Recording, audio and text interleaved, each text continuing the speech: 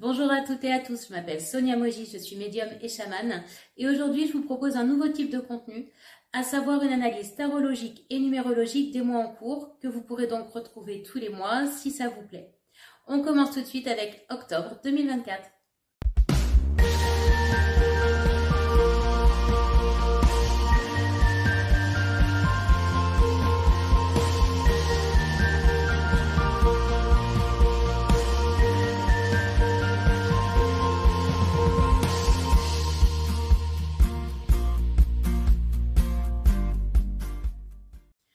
Alors vous l'aurez constaté, je ne suis pas toute seule pour faire cette vidéo. Cette fois, ça n'est pas Sweetie mais Praline qui est venue nous accompagner pour nous expliquer un petit peu les énergies du mois d'octobre. Donc déjà, pourquoi j'ai choisi de faire ce type de vidéo? Parce que si vous suivez ma chaîne et que de toute façon vous êtes incarné sur cette planète, vous vous rendez bien compte que ça brasse et que ça n'est pas rose tous les jours. On est un petit peu dans des énergies bousculantes. Et en fait, en regardant un petit peu au niveau tarologique et numérologique, je me suis rendu compte que au niveau du mois d'octobre, les énergies que je traversais et que les personnes que j'accompagne traversent sont assez cohérentes en fait avec ce que nous propose ce mois d'octobre. Donc j'ai décidé de partager ça avec vous. Et on va commencer tout de suite. Donc le mois d'octobre est un mois 10. 10 dans le tarot de Marseille, c'est la roue de fortune. La roue de fortune, c'est le nouveau cycle, c'est un redémarrage. On redémarre sur de nouvelles énergies. Mais on ne part pas de rien. C'est pas du 1. C'est du 10. Ça veut dire que on a déjà passé tout un cycle, on est déjà chargé de bagages, on a du potentiel, on a déjà fait des choses. Et ce nouveau cycle, en fait, il va nous permettre d'aller de l'avant. Et quand on observe la carte de la roue de fortune, donc on a cette roue qui est posée sur un socle, et on a des petits personnages. On a un personnage qui est au-dessus, hein, qui a l'air de dominer un petit peu tout le monde. C'est un petit peu, il peut paraître un peu comme le videur, vous savez, toi tu rentres pas. Ben là c'est un peu toi tu passes pas. Donc ça peut être un petit peu, représenter un petit peu l'extérieur, l'univers.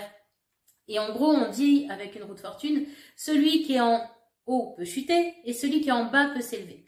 En gros on va récolter ce qu'on a semé, c'est-à-dire que les personnes qui n'ont rien fait là pendant ces derniers mois, ils vont peut-être pas récolter grand-chose, si ce n'est peut-être des coups de pied au derrière. Et ceux qui auront bien travaillé, ils vont pouvoir s'élever, récolter le fruit de leurs efforts. Parce que si on regarde bien cette roue de fortune, il y a quand même une manivelle. Ça veut dire qu'il faut donner l'impulsion pour que cette roue elle tourne. Ça ne va pas venir de nulle part. Donc ça, c'est déjà une énergie importante que nous enseigne le mois d'octobre, qu'on n'a rien sans rien. Et qu'effectivement, le nouveau cycle va pouvoir débuter à condition qu'on donne l'impulsion, qu'on ait semé les graines et qu'on ait fait quelque chose. Donc ça, c'est l'analyse, on va dire, tarologique.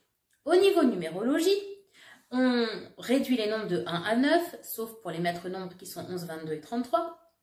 Donc, l'énergie du mois d'octobre, c'est une énergie 1. Là encore, énergie 1, renouveau, redémarrage, c'est le printemps, c'est l'envie d'aller de l'avant, on a envie de faire plein de choses. Mais il ne faut pas oublier que cette énergie 1 est issue du 10. Donc, comme je vous l'ai dit tout à l'heure, on ne part pas de rien. Souvent, l'énergie 1, elle peut être un peu éparpillée, c'est une énergie un peu adolescente. Ça part un petit peu dans tous les sens, on s'emballe, c'est l'étincelle de vie, donc qui est très positive, mais qui peut faire aussi qu'on se perd un petit peu, qu'on est vraiment, ah ça c'est génial, j'y vais, ah mais ça c'est top, j'y vais aussi, et on ne sait pas trop où on va. Quand ce 1 est issu d'une énergie 10, on a déjà fait une expérimentation, on a déjà été voir un petit peu ce qu'on voulait voir. Donc, on est plutôt sur... on passe un nouveau cap. En tout cas, c'est comme ça que je le ressens. Ça nous donne en tout cas un élan de vie, une envie d'aller de l'avant. C'est, comme je disais, l'impulsion, l'étincelle de vie. La chose qui va bloquer, en fait, c'est que ça, c'est l'énergie, on va dire, universelle du mois d'octobre. Mais cette énergie du mois d'octobre, elle est incluse dans une année qui est l'année 2024. L'année 2024, c'est une année 8. Quand vous associez 2 plus 2 plus 4, ça fait 8. Et 8, c'est une énergie assez forte, hein, c'est du feu le 8, donc il y a une grande puissance. Alors le feu, c'est un super moteur, mais on peut aussi s'y brûler. Et puis je dis souvent, c'est le grand 8, c'est les montagnes russes, en haut, en bas, etc. Alors moi qui n'aime pas ce genre de manège, je vous assure, c'est pas mon année préférée. Et l'autre énergie du 8, c'est aussi une énergie de transformation, de transmutation. Pour vous donner un exemple très concret, c'est la chenille qui devient papillon. Sauf que pour devenir papillon, notre petite chenille, elle s'enferme dans cette espèce de chrysalide pour s'auto-digérer, se décomposer. Alors oui, c'est pas le moment le plus fun de sa vie, mais sans cette étape-là, elle ne peut pas devenir papillon. Donc vous comprenez déjà pourquoi cette année 8, elle est particulièrement intense, puisqu'on est beaucoup à s'auto-digérer dans notre chrysalide. La bonne nouvelle, c'est qu'on arrive en fin d'année, donc on est quand même en train de prendre la forme d'un papillon, mais on se sent encore enfermé dans cette espèce de chrysalide, dans ce cocon. Pourquoi? Parce que quand vous associez le 10 du mois d'octobre au 8 de l'année 2024, ça nous fait du 18. 18, c'est la lune dans les tarots de Marseille. Alors la lune, si vous voulez, c'est pas forcément une des cartes les plus sympathiques d'emblée. Elle est insécurisante. Quand vous regardez un petit peu ce qui s'y passe, vous voyez qu'il y a une écrevisse en bas qui est cachée un peu dans un bassin plein d'eau, bassin qui prend quand même un bon tiers de la carte.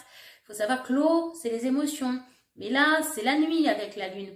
Et puis, il y a ces deux loups, ces deux chiens qui hurlent à la mort, qui n'ont pas l'air super sympathiques. C'est pas pelote, je vous dis tout de suite que ceux-là, on n'a pas envie d'aller leur faire un câlin.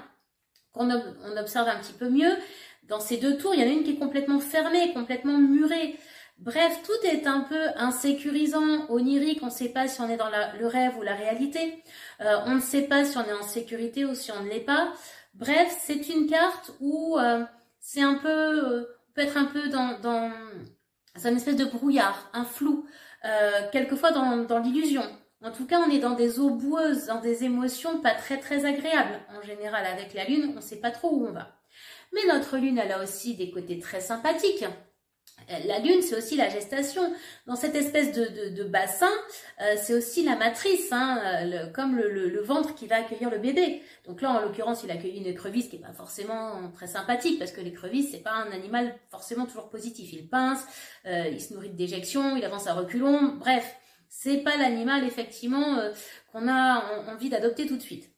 Mais il n'empêche que cette matrice de la lune, elle va pouvoir permettre d'accoucher de quelque chose. Et en ça, c'est vraiment positif. Alors oui, l'accouchement, on est bien d'accord que chez l'humain, grosso modo, c'est 9 mois. Et c'est pas parce qu'on en a marre au bout de 5 mois qu'on peut accoucher. Donc c'est pour ça qu'on a une espèce de frustration, des fois, de dire on en a marre. Parce qu'on ne sait pas trop quand va avoir lieu notre accouchement. Avec cette lune, on navigue un peu à vue. Mais en même temps, c'est la capacité à être intuitif, à avoir des rêves, finalement à voir au-delà du voile, au-delà des illusions. Alors, c'est la bonne nouvelle de cette lune, c'est-à-dire que il faut se servir de cette capacité à rêver pour visualiser nos rêves, visualiser nos envies et puis voir au-delà du voile, c'est-à-dire au-delà des peurs qui nous bloquent, au-delà des émotions qui nous enferment. Et là, il faut faire un espèce de grand ménage, en fait. Il va falloir aller nettoyer cette eau boueuse. Et c'est un petit peu le message de la lune.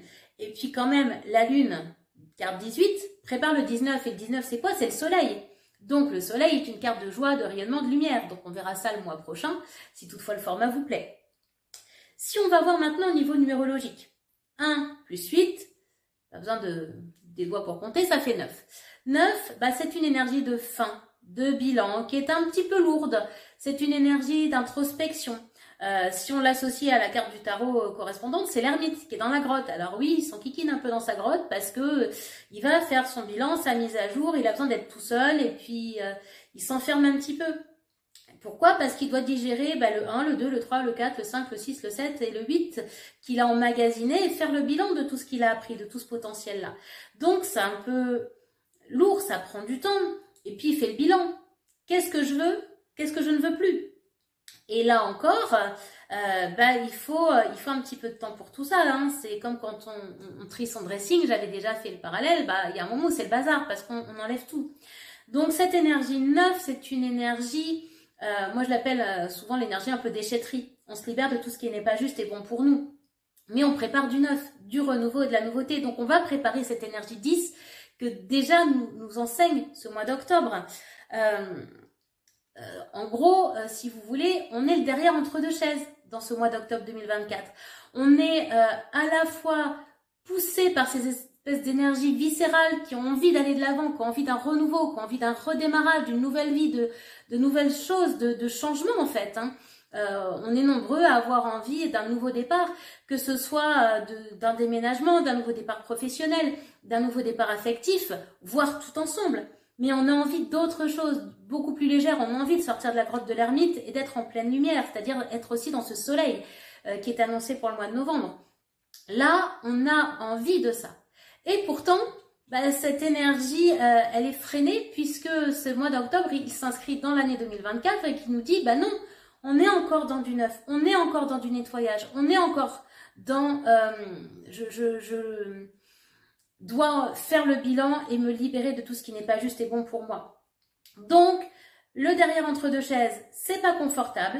Effectivement, c'est une énergie de frustration parce qu'on a envie d'eux, mais on est retenu en arrière. La bonne nouvelle, c'est qu'il reste, allez, grosso modo, une quinzaine de jours pour ce mois d'octobre. Qu'ensuite, on prépare, on va plutôt entrer dans le mois de novembre, qui est une énergie, alors 11-2 qui est un maître nombre, donc on en reparlera, et qui va vers le soleil, donc qui est plutôt sympathique. Donc, on va dire, faisons nos nettoyages, nos bilans, et puis il faut voir qu'en ligne de mire, il y a enfin ce 10, enfin ce redémarrage et enfin cette légèreté. J'espère que cette vidéo, ce format vous aura plu. N'hésitez pas à me le dire en commentaire, à me dire si vous avez envie que je fasse du coup la vidéo pour le mois de novembre et les suivants. En tout cas, je vous remercie pour vos abonnements, vos commentaires, vos partages et vos likes. Et je vous dis à très vite pour de nouvelles vidéos.